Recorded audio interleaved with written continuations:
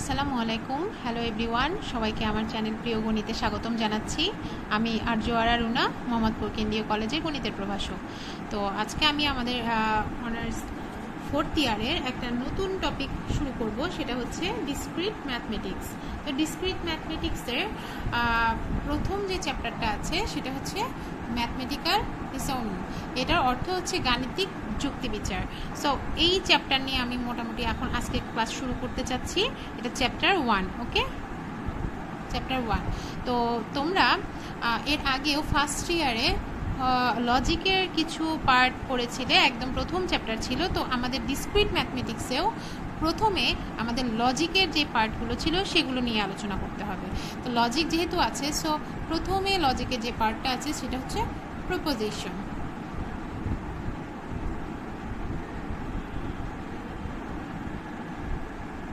Proposition. তো proposition আসলে এটা কি? প্রপোজিশন হচ্ছে প্রপোজিশন এমন একটা বাক্য বা এমন একটা প্রতিজ্ঞা যে বাক্যটা হয় সত্য অথবা মিথ্যা, যে কোনো একটি হবে, কিন্তু এমন কিছু না যেটার মধ্যে তোমাদের কোনো কনফিউশন থাকবে। যেমন ধরো এই যে একটা আমি লাইন লিখছি 1 + 2 = 3, তোমরা যে কেউ দেখেই বলতেছো এটা একটা ট্রু, মানে এটা একটা সত্য। সো এটা একটা প্রপোজিশন হবে। অথবা আমি যদি এরকম লিখতাম যে 2 + 3 = 4, এর মানে কি? এটা একটা মিথ্যা কথা লিখেছি, তার মানে এটা ফলস, মানে সত্যি অথবা মিথ্যা, এই দুইটা ছাড়া। এছাড়া যদি আমি এরকম বলি যে ধরো আমি যদি এরকম লিখি যে what time is it, what time is it, এর মানে আমি যদি তোমাকে এখন একজনকে জিজ্ঞাসা করি, সে অ্যান্সার যা দিবে একটু পরেই সেই অ্যান্সারটা চেঞ্জ হয়ে যাবে। বা আমি 10 জনকে জিজ্ঞাসা করলে দেখা যায় জিজ্ঞাসা করতে করতেও সময় একটা নির্দিষ্ট কোনো পার্ট থাকবে না। তার মানে তুমি যে কথাটা বললে সেটা কি আসলেও সেই সময়ের অ্যান্সারটা সত্য না মিথ্যা, এটা তুমি বুঝতে পারছো না। অথবা এরকম হতে পারে যে x + 1 > 5, এই কথাটা এটা কি সত্য আর মিথ্যা? তো এখানে x এর ভ্যালু কিছু মানের জন্য কিন্তু এটা সত্য, আবার কিছু মানের জন্য এটা মিথ্যা, কিন্তু আসলে কি ওটা সত্য না মিথ্যা, তুমি কনফিউশনে ভুগবা। সো যদি এই ধরনের কিছু থাকে তাহলে অবশ্যই তারা প্রপোজিশন হবে না। প্রপোজিশন হতে হলে কি হতে হবে? হয় সত্য অথবা মিথ্যা, যে কোনো একটা হতে হবে। তো এটা হচ্ছে প্রপোজিশন সংজ্ঞা থেকে আমরা এটা জানছি। এরপরে বেশ কিছু সংজ্ঞা আমার জানতে হবে। তার মধ্যে প্রথম একটা সংজ্ঞা যেটা আমার প্রত্যেক সময় কাজে লাগবে, এটা তোমরা ফার্স্ট ইয়ার পড়েছো, সেটা হচ্ছে নেগেশন। নেগেশন কি? আমরা যদি কোনো ঘটনাকে পি দ্বারা প্রকাশ করি, যে কোনো ঘটনা সেটা যদি পি হয় বা পিটা যদি কোনো প্রপোজিশন হয়, দেন নেগেশন অফ পি, এটা বলতে বোঝানো হয়েছে যে পি যা হবে তার অপোজিটটা হবে নেগেশন অফ পি। যেমন পি যদি ট্রু হয়, দেন নেগেশন প্রকাশ করা হয় এইভাবে, এই চিহ্ন দিয়ে প্রকাশ করা হয়, অথবা এভাবেও প্রকাশ করা হয়। সো যদি কোনো ঘটনা ট্রু হয়, দেন সেটার নেগেশন হবে ফলস, অথবা যদি কোনো ঘটনা ফলস হয় সেটার নেগেশন হবে ট্রু। সো এটা নেগেশন আমরা পারলাম। এরপরের যে সংজ্ঞাটা আমরা জানতে চাচ্ছি সেটা হচ্ছে কনজাংশন। কনজাংশন কি? কনজাংশনকে প্রকাশ করা হবে এভাবে, এটা দ্বারা অ্যান্ড বলা হয়, এবং যে কোনো দুইটা প্রপোজিশন যদি পি এবং কিউ হয় সেটাকে প্রকাশ করা বা লেখার সিস্টেম হচ্ছে এরকম। ঠিক আছে? তো এখানে সংজ্ঞা থেকে আমি যদি তোমাদেরকে টেবিলটা বুঝিয়ে দিই, মানে ট্রুথ টেবিল যেটা, সেটা তাহলে আরও বেশি মনে থাকবে। যেমন যদি দুইটা ঘটনা পি এবং কিউ হয় তাহলে তার কনজাংশনটা কি হবে? খেয়াল করবা, দুইটা ঘটনার মধ্যে সর্বোচ্চ 4 ধরনের ঘটনা হতে পারে। যেমন হয় দুইটা ঘটনাই ট্রু হবে, অথবা দুইটা ঘটনার একটা, ধরো দুইটাই ট্রু হবে, অথবা একটা ট্রু একটা ফলস হবে, অথবা একটা ফলস একটা ট্রু হবে, অথবা দুইটাই ফলস হবে। এছাড়া আর কোনো ঘটনা ঘটার সম্ভাবনা এখানে নেই।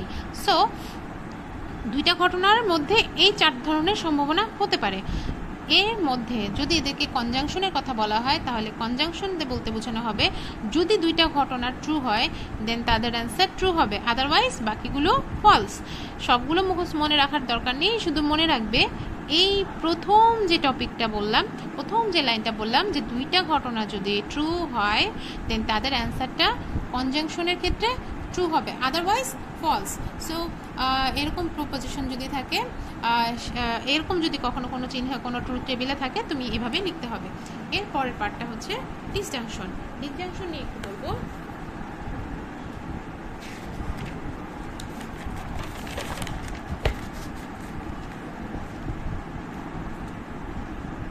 ওকে,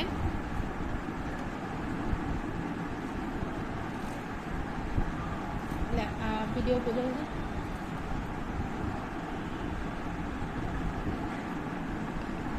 ডিসজাংশন এখানেও সিমিলার, যে দুইটা প্রপোজিশন থাকতে হবে এবং এই ডিসজাংশনসে প্রকাশ করা হয় এভাবে। সো দুইটার ঘটনা 4 ধরনের হইতে পারে, আমি আগেও বলেছি। সো এটা হবে ট্রু ফলস, ট্রু ফলস। যদি এরকম হয় তাহলে তাদের ডিসজাংশনের পার্টের ক্ষেত্রে হবে, যদি দুইটা ঘটনা পরপর ফলস হয় দেন তাদের অ্যান্সারটা ফলস হবে, আদারওয়াইজ অলওয়েজ ট্রু। সো ডিসজাংশনের ক্ষেত্রে আমরা এটা মনে রাখবো যে যদি দুইটা ঘটনা ফলস হয় তাহলে তাদের অ্যান্সার ফলস হবে। আচ্ছা, এরপর আসো এক্সক্লুসিভ। এক্সক্লুসিভ এটাকে প্রকাশ করা হবে এভাবে। ওকে, তো এক্সক্লুসিভের মধ্যেও আমি আগে দুইটা লিখে নিচ্ছি, সেটা হচ্ছে true true, false false, true false true false. P exclusive of Q. এইটার এক্সক্লুসিভের সংজ্ঞার ক্ষেত্রে এমনভাবে প্রকাশ করব আমরা, যেখানে যদি দুইটা ঘটনাই যদি ট্রু হয় তাহলে তার অ্যান্সার হবে ফলস, অথবা যদি দুইটাই ফলস হয় তাহলে তার অ্যান্সার হবে ফলস, অন্যথায় তারা অলওয়েজ ট্রু হবে। যেমন দুইটা ট্রু আছে এখানে অ্যান্সার ফলস, অথবা দুইটা ফলস আছে এখানে অ্যান্সার ফলস, আদারওয়াইজ এরা ট্রু হবে। তো এটা দ্বারা প্রকাশ করা হয়েছে এক্সক্লুসিভ। ঠিক আছে, তাহলে এই চিহ্নগুলো যেখানেই থাকবে আমরা এরপর থেকে ওইভাবেই এর কাজগুলো করব। এরপরে আমরা যেটা পড়ব সেটা হচ্ছে ইমপ্লিকেশন। ইমপ্লিকেশনকে প্রকাশ করা হয় পি কিউ এভাবে। ইমপ্লিকেশনের চিহ্ন এটা, বলতে পারছি না, ইমপ্লিকেশনের চিহ্ন এটা। তো দুইটা ঘটনা পি এবং কিউর ক্ষেত্রে, ইমপ্লিকেশনের ক্ষেত্রে এর মানটা মনে রাখবে এভাবে, যদি কোনো ঘটনা ট্রু থেকে ফলস হয় সেখানেই তার অ্যান্সারটা হবে ফলস, আদারওয়াইজ অলওয়েজ ট্রু। তো মনে রাখতে হবে একটা, ইমপ্লিকেশনে যদি কোনো অ্যান্সার ট্রু থেকে ফলস হয় দেন তার অ্যান্সার হবে ফলস, আদারওয়াইজ ট্রু। এর পরের অংশে যেটা পড়বো সেটা হচ্ছে বাই কন্ডিশনাল। বাই কন্ডিশনালকে এভাবে প্রকাশ করা হয়, যেখানে পি এবং কিউ দুইটা ঘটনা হচ্ছে true true, false false, true false, true false. So by condition যদি হয় পি কিউ এভাবে প্রকাশ করা হবে, সেক্ষেত্রে দুইটা ঘটনা যদি সেম হয় তার answer true. So true true হলে অ্যান্সার ট্রু, আর ফলস ফলস হলে answer false, otherwise false false হলে অ্যান্সার ট্রু, আদারওয়াইজ ফলস। তো এটার বাই কন্ডিশনের জন্য খেয়াল রাখতে হবে, দুইটা সিমিলার ভ্যালু যদি থাকে সেক্ষেত্রে তার অ্যান্সার হবে ট্রু, আদারওয়াইজ ফলস। এর পরের টপিক হচ্ছে কন্ট্রাডিকশন।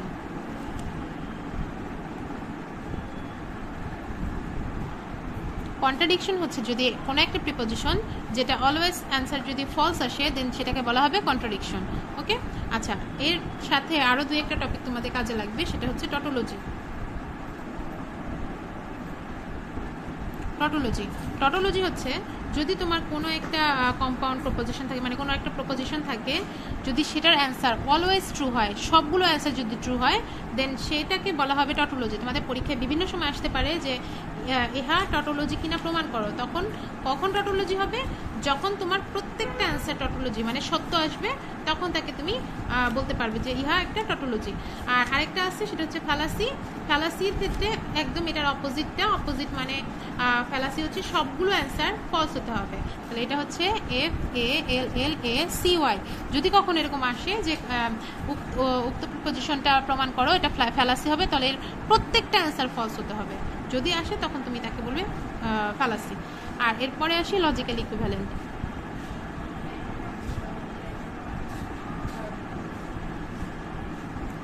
লজিক্যাল ইকুইভ্যালেন্ট হচ্ছে এমনি একটা কোনো একটা প্রপোজিশন থাকবে, কম্পাউন্ড প্রপোজিশন, যদি সেম ট্রুথ ভ্যালু আসে, অল পজিটিভ কেসেস যতগুলো পার্ট আছে সবগুলোতে যদি সেম অ্যান্সার আসে তখন তাকে লজিক্যালি ইকুইভ্যালেন্ট বলা হবে। ধরো দুইটা কাজ করতে বলা হলো, তার প্রত্যেকটার আছে একটা আসলো ট্রু, একটা ফলস, আর একটা ট্রু এরকম অ্যান্সার আসলো, এবং আরেকটা পার্টের সাথে তোমাকে লজিক্যালি ইকুইভ্যালেন্ট করতে বলা হলো, সেটার অ্যান্সারটা যদি সিমিলার আসে, এটাই যা যা আসছে এটাও যদি সেম আসে, দেন তাদেরকে বলা হবে লজিক্যালি ইকুইভ্যালেন্ট। তো এরকম তোমার অনেক প্রশ্ন আসবে যে দুইটা ট্রুথ টেবিল দিয়ে দিবে বা দুইটা কাজ দিয়ে দিবে, বলবে যেটা দেখা হচ্ছে তারা লজিক্যালি ইকুইভ্যালেন্ট কিনা, তখন তোমাকে দেখিয়ে দিতে হবে যে আসলেই তারা হচ্ছে সবগুলো ভ্যালু লজিক্যালি ইকুইভ্যালেন্ট। তো মোটামুটি এই সংজ্ঞাগুলো যদি তোমরা জেনে থাকো, মানে এটুকু জানো, তাহলে আমরা নর্মালি ট্রুথ টেবিলগুলো সহজেই করতে পারবো। তো ট্রুথ টেবিল তোমাদের বইয়ে বেশ কিছু ট্রুথ টেবিল আছে, তার মধ্যে থেকে আমি যদি একটু পার্ট তোমাদের একটু বুঝিয়ে দেওয়ার চেষ্টা করছি। ধরো তোমার প্রশ্নে এরকম থাকতে পারে যে নেগেশন অফ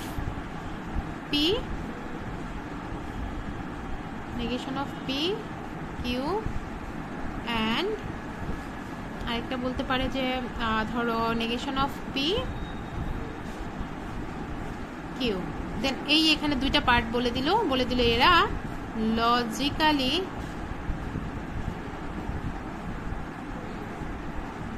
ভ্যালেন্ট হবে কি না দেখো, বা অনেক সময় বলেই দেয় যে এরা লজিক্যালি ইকুইভ্যালেন্ট। তো প্রথম কাজ হচ্ছে তুমি এই পার্টটা করবা, তারপরে এটা করে দেখবে যে মিলে কিনা। তো আমি একটা বক্স আঁকছি, খেয়াল করো, প্রথমে একটা পি এর বক্স, একটা কিউর বক্স, যেহেতু সবগুলোর নেগেশন লাগবে, তো একটা নেগেশন অফ পি এর বক্স, একটা নেগেশন অফ কিউ এর বক্স। তো এটা কি হলো, ট্রু ফলস ফলস, এটা চারটা, যেহেতু 4 রকমের ঘটনা ঘটতে পারে, সো ট্রু ফলস লিখে রাখলাম। আর নেগেশন মানে কি, তার অপোজিটটা, পি এর অপোজিটগুলো কি হবে, ফলস ট্রু, আর এটা কিউ এর অপোজিটগুলো হবে ফলস ট্রু। এখন আরো কি কি করতে হবে সেটা একটু দেখো। এখান থেকে প্রথমে আমার এই মানটা বের করতে হবে, নেগেশন অফ পি আর কিউ, এটা লাগবে নেগেশন অফ, এটার পরে পি এর সাথে নেগেশন অফ পি এবং কিউ, এই কাজটা করতে হবে, আর লাস্টলি পুরোটুকুন নেগেশনটা আনতে হবে। তো আমার বক্স অনুযায়ী একটু কম হয়ে গেল, এটা একটু দেখছি, এটা হলো এটার নেগেশনের মানটা আনতে হবে। তো আগে এই দুটো একটু করে নিই, নেগেশন অফ পি বলতে বোঝানো হয়েছে এটা, আর তার সাথে কিউ। তো একটু আগে তোমরা যেখানে মান দেখে আসছো সেখান থেকে তোমরা জানো যে নেগেশন অফ পি যে লাইনটা আছে এটা, আর কিউ হচ্ছে এটা, এই দুইজনের মধ্যে যদি শুধুমাত্র ট্রু থাকে তাহলেই অ্যান্সার ট্রু হয়। দেখো শুধু এই দুইটার জায়গায় ট্রু আছে, এই অ্যান্সারটাই ট্রু হবে, আদারওয়াইজ বাকিগুলো ফলস হবে। এটা লিখলাম। এখন আবার কাজ করতে হবে, সেটা হচ্ছে ডিসজাংশন। তো পি এর সাথে ডিসজাংশন করবো, তার মানে কোন লাইন, এই লাইনের সাথে পি এর লাইনের ডিসজাংশন করতে হবে। তো সেটা যদি করতে চাই তাহলে দেখবো কোথায় কোথায় ফলস আছে, এই সবগুলো দেখো আর এইগুলো দেখবে একদম লাস্ট পার্টে এটাও ফলস, এটা ফলস, তাহলে ফলস হলে ফলস হয়, আদারওয়াইজ ট্রু। আর এখন আমার দরকার হচ্ছে এই পুরো অংশের প্রশ্নে বলা হয়েছে যা আসছে তার নেগেশন করা, তার মানে এই যে পার্টটা তার নেগেশন করতে হবে। তার মানে এই পার্টটা যদি আমি এখানে লিখি আর তার নেগেশন মানে তার উল্টাগুলো লিখবো, তাহলে উল্টাগুলো কি, উল্টাগুলো হলো ফলস ট্রু। এখন আমি এই লাইনের সাথে আরেকটা কি করব, এই যে কনজাংশন করতে হবে এই দুইজনের মধ্যে, এই দুজন বলতে নেগেশন অফ পি আর নেগেশন অফ কিউ, তার মানে কোন লাইন, এই লাইন আর এই লাইন। তাহলে এই দুইজনের ক্ষেত্রেও তোমরা জানো শুধুমাত্র ট্রু হলেই ট্রু হয়, আদারওয়াইজ ফলস হয়। তার মানে ট্রু হলে ট্রু হয়, তাহলে এই ঘরটা আমি কি করব, আমার এখানে একটু জায়গা, আমি এই পাশে আর বক্স করতে পারিনি, তো আমি এই দুইজনের কি করব, দুইজনের মধ্যে এই কনজাংশনের কাজটা, এই কাজটা করব। কনজাংশন যদি করি, খেয়াল করো, দুইজনের মধ্যে কনজাংশন করলে শুধুমাত্র ট্রুর বেলায় ট্রু হবে, আদারওয়াইজ ফলস। তাহলে ট্রু আছে একদম লাস্টে, বাকিগুলো ফলস, তাহলে লাস্টেরটা ট্রু হবে, বাকিগুলো ফলস। দেখো তো এটাও ক্ষেত্রেও তাই আসছে, সবগুলো ফলস, প্রথম তিনটা, লাস্টেরটা ট্রু। এই দুটার মধ্যে কনজাংশন করলেও প্রথম তিনটা ফলস আসে, লাস্টেরটা ট্রু। তার মানে আমাকে এই যে মান যা বের করতে বলছে যে এই দুজনের ভ্যালু বের করো, আমি দেখতেছি এই দুজনের চেহারা সেম চলে আসছে, আর যখন কোনো ভ্যালু সেম চলে আসবে তখন আমি তাকে বলতে পারবো তারা পরস্পর লজিক্যালি ইকুইভ্যালেন্ট। তো এরকম বইয়ে আরও অনেক ট্রুথ টেবিল আছে, তো এগুলো বাসায় কিছু পড়ে নেবে। আমি নেক্সট ক্লাসে আমি আরও কিছু আলোচনা করব। আশা করছি তোমরা বুঝতে পারবে। সবাই ভালো থেকো। আল্লাহ হাফেজ।